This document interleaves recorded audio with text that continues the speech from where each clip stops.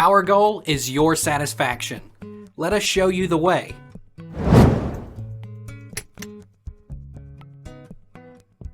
How long do vacuum-sealed meals last? Most vacuum-sealed foods will last in the refrigerator for 1 to 2 weeks, which is much longer than the typical 1 to 3 days food will last when stored conventionally in a refrigerator. Vacuum sealing makes for efficient, organized packaging.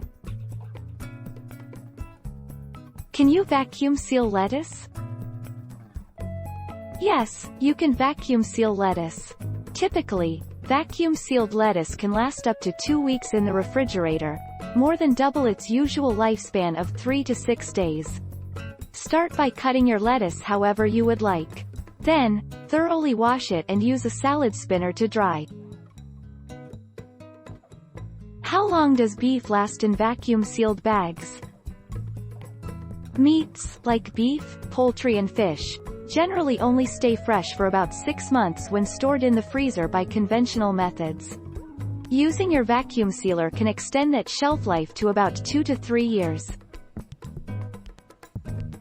What foods should not be vacuum sealed?